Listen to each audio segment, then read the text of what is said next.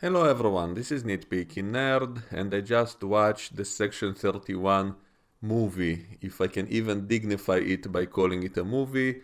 I guess we got lucky that it's not a whole show, because then there would be many more hours of this kind of crap, so luckily it's not a series, it's just a short movie, so at least it's over with quickly. And maybe that also explains the logical structure of some of it. I mean, they introduced a whole bunch of characters, each of them with some special ability, and then they barely use any of their abilities. Like, what's the point of setting up a shapeshifter, for example, and then he only uses his shapeshifting powers to brag about it, but never actually uses them for the mission itself. And in this movie, even the special effects are kind of lame, they're all very cheap looking. Like, there's one action scene when they're flying on some hovering platform through some giant tunnels underground in huge speeds, and yet their hair is not even moving. So was it really so hard to aim a few fans at the actor's hair to make it look like they're actually moving in huge speeds, or the g-force is not affecting them? And I guess I could come up with convoluted excuses. Maybe that platform had shields, maybe it had inertial dampeners, and that's why they were not affected by the outside environment. I could come up with theories like that, but it still makes it look more fake. It makes it obvious it's just a green screen. And so this movie is actually much worse than Discovery was, because at least Discovery had some pretty eye candy once in a while. And speaking of eyes, we once again have a whole bunch of eye torture scenes. I often mention that when reviewing Picard and Discovery, how often they loved to torture eyes and rip people's eyes out and stuff like that. So we have that again in this movie. Also, we see Philippa Georgiou eating what looks like human eyeballs, and there's a scene of someone getting drilled through his eye and getting killed, and some guy gets burned to death. And so we have a whole bunch of nasty stuff like that. And as always, everything is dark with a whole bunch of lens flares, and there are plenty of scenes taking place in that bar on that space station. Like, half the movie is set in that place, and it really feels like that terrible episode of Picard in season 1, the worst episode when they went to some bar on some planet and Picard pretended to be some kind of pirate or something. And we have some really similar setting in this movie. So Philippa Georgiou is also pretending to be some kind of French lady who is the owner of this place. And then she's approached by Section 31, who want to recruit her again after she went missing for a few years. I guess they don't even know how exactly she came back from the far future. From their point of view, didn't she go with the Discovery to the distant future? And yet no one ever mentions that in that whole movie, as if no one is aware of that. And yet everyone seems to be aware of Section 31. And Starfleet is apparently fully cooperating with them, which is of course a continuity problem with Deep Space Nine, in which no one even knew they existed. And yet in New Trek, everyone knows about them. And also, when you make a movie about something like Section 31, you should at least do something with it, except a bunch of action scenes, and yet there is no actual story here. I mean, what is the story? So they're all chasing some MacGuffin, some mystery box. They didn't have any shady, necessary evil thing to do in this movie. It could have been any other team, even a Starfleet team could have done exactly the same things without problems. So why did it need to be a Section 31 story?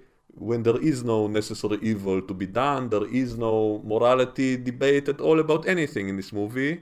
I guess the excuse in the movie was that they had to operate outside the borders of the Federation, and that's why it had to be a clandestine mission, because it's outside the border. And by the way, when they actually showed us the border on the screen and said that's the border that must not be crossed, and yet we see star bases and Federation planets beyond that border, so they even messed that up.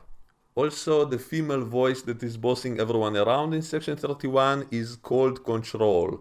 But wasn't the whole point of Season 2 of Discovery was to defeat Control, which was an AI that was controlling Section 31, and they had to destroy it, and they said that they will eradicate it.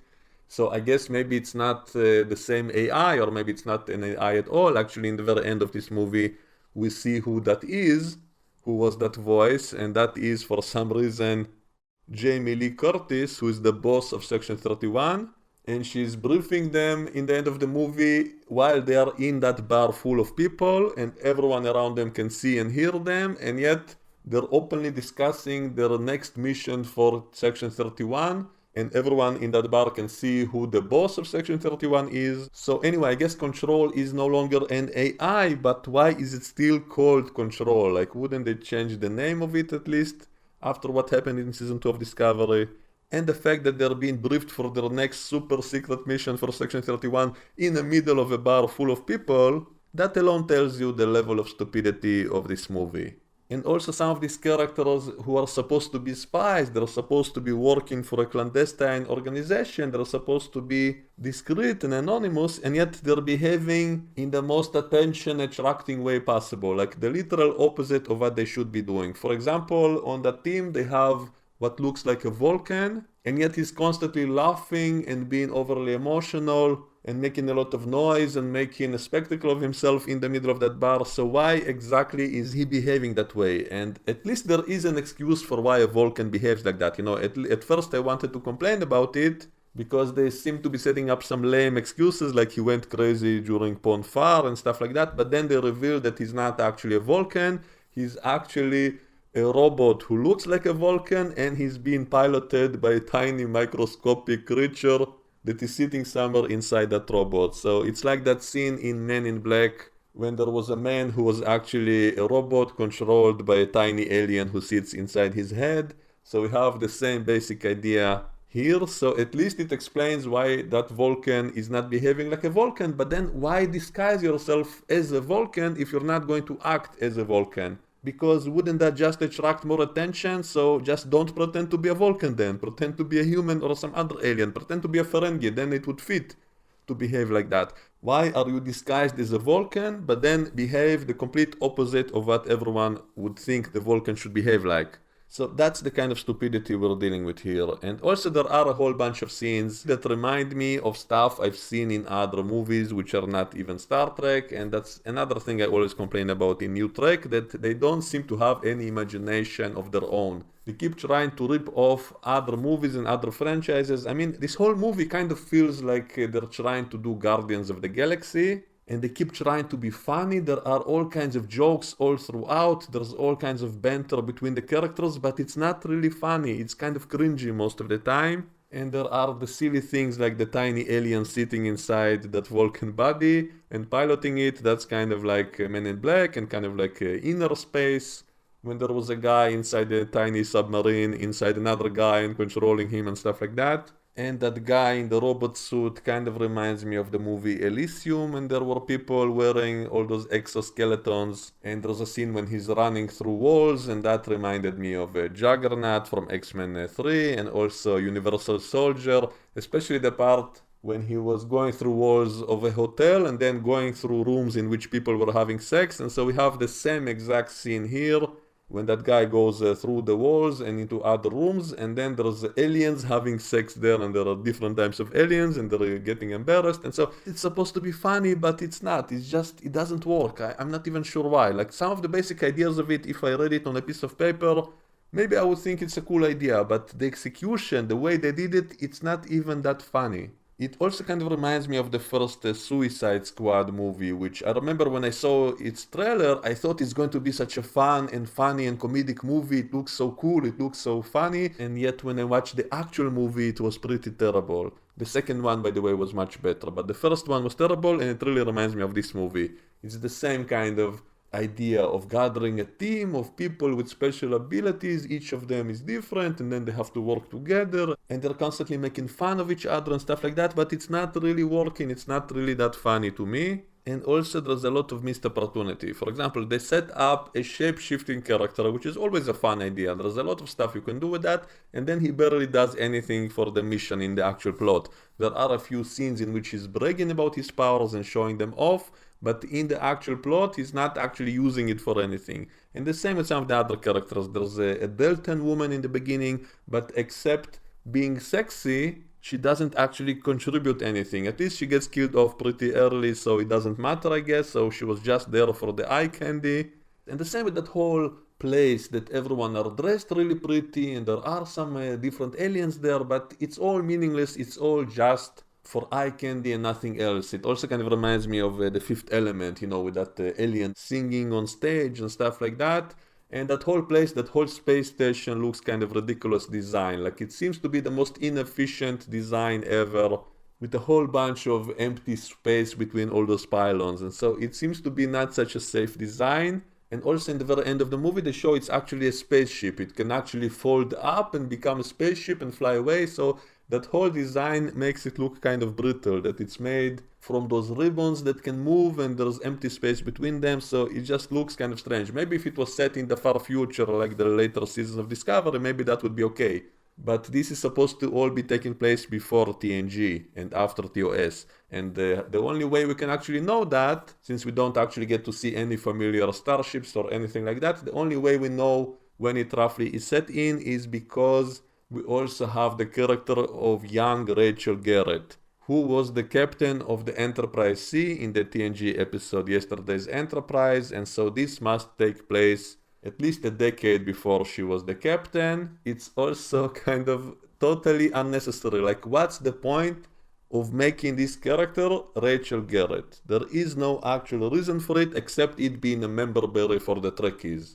And she's also a pretty useless character. First of all, it once again meshes up Starfleet with Section 31. We're now once again reinforcing that idea that Starfleet is working together with Section 31, as if Section 31 is an official part of Starfleet. And there was nothing in that TNG episode about Rachel Garrett to indicate any such backstory as this. And she's also pretty annoying in this movie because she doesn't actually contribute that much, and her only role seems to be to make angry faces at everyone else. Every time someone says something she doesn't like, she makes angry or disgusted faces at them. And also she keeps saying how she will be captain one day. So just in case you don't get it, the movie has to constantly remind us she's going to be a captain one day. Wink, wink. And there are at least 3 times the movie does that, and that always annoyed me because it's totally unnecessary. And this whole character could have been anyone else and it wouldn't matter. So it's just a walking member berry for no reason.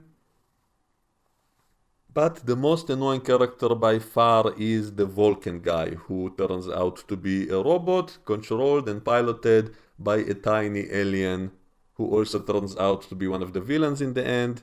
And the way that Vulcan is talking and behaving is really obnoxious in many ways. Like, again, because he's supposed to be a Vulcan and yet he's behaving the opposite of that in public. And I think the only character I didn't hate was the black guy, who I forgot his name, I'm sorry. I think I'm going to just call him Sims, because he reminds me of Sims from Silo. Which, by the way, season 2 of Silo is extremely boring. So anyway, it's not the same actor, but I'm going to call this guy Sims simply because he reminds me of that guy. And he was the only tolerable character that didn't constantly annoy me. And they also added the background that he's an augment from the 20th century, from the eugenics wars. And once again, it wasn't really necessary because he didn't actually do anything special in the movie. It could have been a regular human or an alien and it wouldn't matter. Like, what's the point of making him an augment when he doesn't actually do anything supernatural in the whole movie? So what was the point of that? So that's another problem I mentioned with all these characters with abilities, and yet they barely use them in the movie. So I guess if it was supposed to be a series, then maybe later on they would have added more things they can do, but here it seems to be pointless to just add all this backstory without any actual reason. Just as with the shapeshifter, who bragged off about being a shapeshifter, but in the actual plot, he didn't actually use them. I think there was only one moment which I actually liked when they were flying through those tunnels, when one of the guys fell off the platform, and then the shapeshifter caught him in the air and then turned into some kind of web or a spider or something to save him. So that was the only moment in the whole movie when he actually used his powers to do something useful.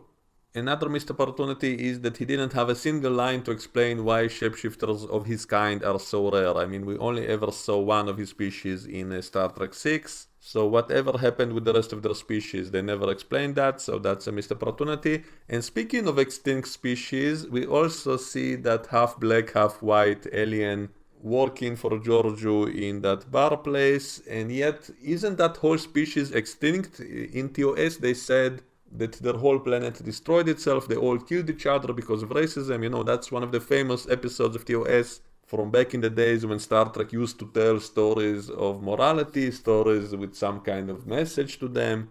So the whole point of that episode was to show how stupid racism is, and so there was that alien race who are half white, half black, and they were hating each other based on which side the black or white side were. And so they stated in that episode that all of them except the 2 guys on their ship, the rest of their species went extinct. And so how can we explain this guy? Maybe a few others were also not on the planet when it was destroyed, so maybe there were a few survivors out in space, and maybe this is one of them.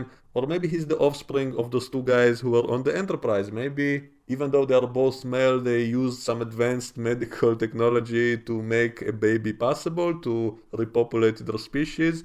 Maybe that can explain why his body seems to be with the colors mixed up, not like his face. So maybe it's because he's actually the offspring of those two guys who are of opposite sides of the colors. So I guess I can come up with theories, but it still feels as if the writers of this simply didn't pay attention. They heard about that episode and wanted to reference it, but they never actually watched it all the way through. So they didn't know they went extinct in the end, and that's why they wrote in this character. And also his hair looks wrong, because in the original episode the hair on their head was the same on both sides, and yet here the hair is also different on both sides.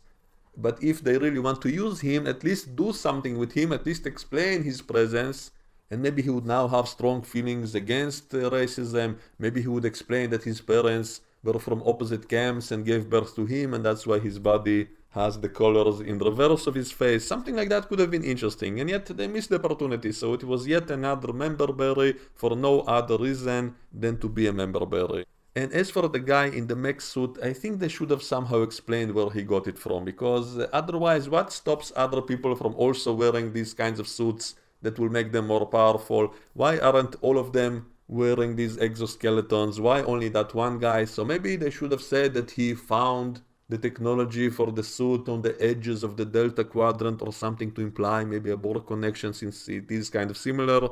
So if they hinted at some kind of secret origin of that technology, that not everyone has it, only he can have it, and so that would make it more interesting.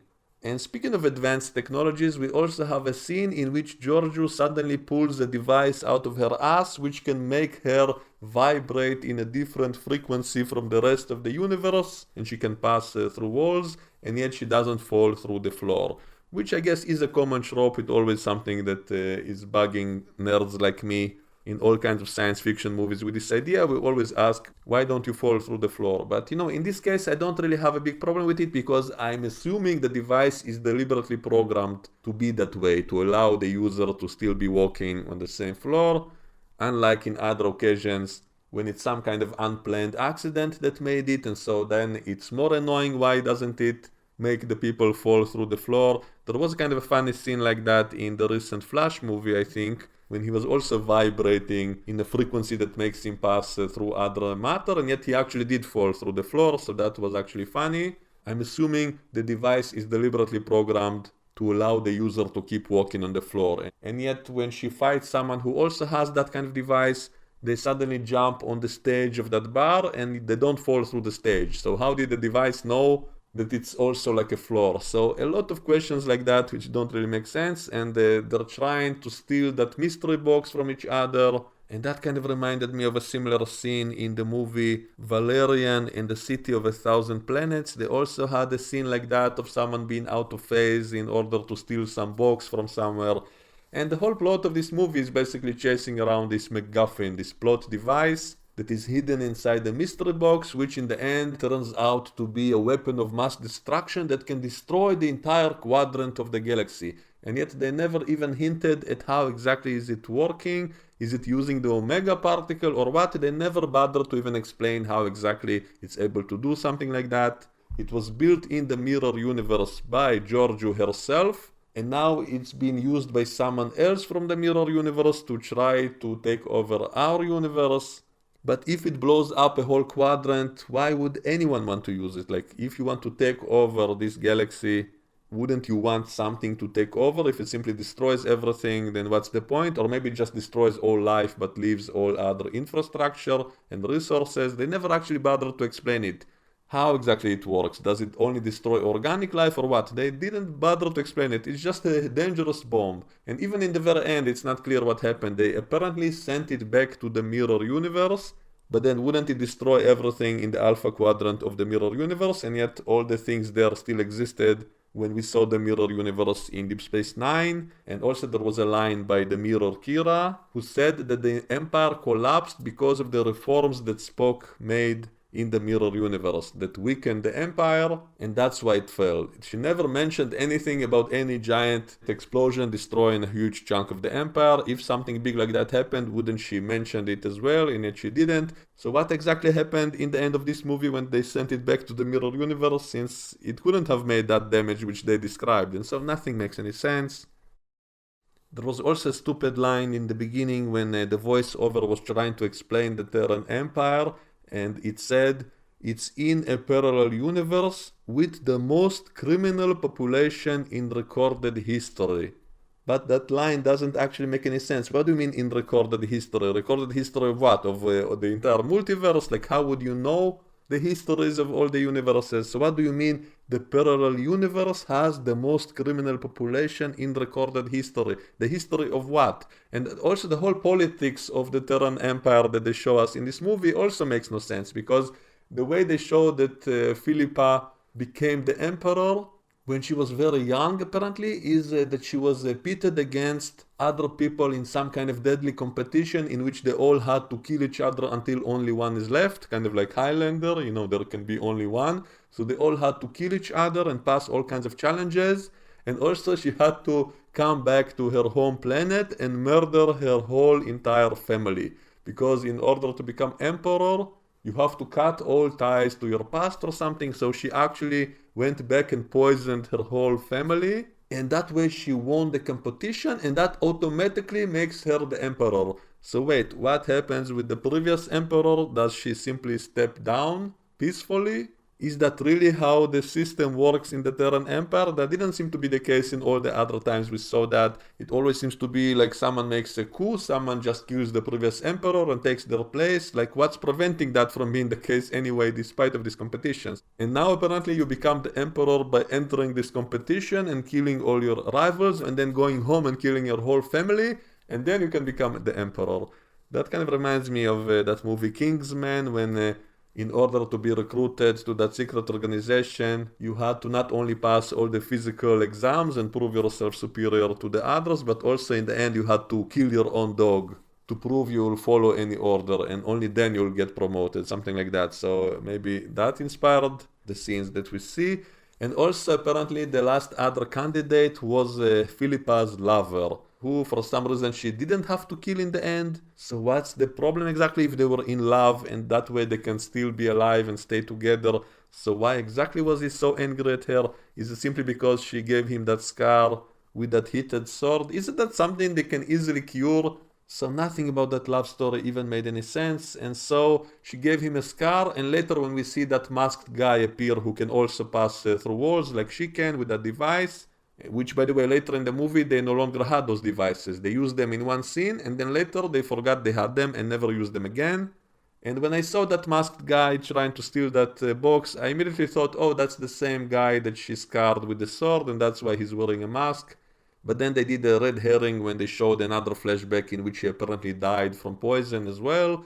And then later they reveal, no, that actually is him because he faked dying from the poison, because he actually made himself get used to the poison by taking little doses of it over time. So that's a line straight out of The Princess Bride, which also doesn't really fit in the universe of Star Trek, because wouldn't he simply take some antidote or some other drug to pretend to have been poisoned and actually not? So saying that he survived because he made himself get used to it by taking small doses of it over time, it's totally ridiculous in the context of this universe.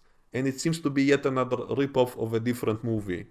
Also, somewhere in the middle of this movie, the team realized that one of them must be a traitor, and so they each suspect each other, and there's like a paranoia thing, and there's a scene when they're standing outside with fire around them and discussing who might be the traitor among them. That kind of reminded me of a scene from the movie The Thing, in which there was an alien among the team and they didn't know who the alien was, and they were always suspecting each other and fearing each other, and there was that atmosphere of paranoia. So they tried to do something like this here, but it only lasted like 5 minutes, and then they revealed it's the mech suit guy who was the villain, and then later revealed no, actually it was that tiny alien inside the Vulcan who was remotely controlling the suit of that other guy, and then trying to frame Rachel Garrett for being guilty. And so we had all these so-called surprises of the movie trying to surprise us who is actually the bad guy, who is actually the spy.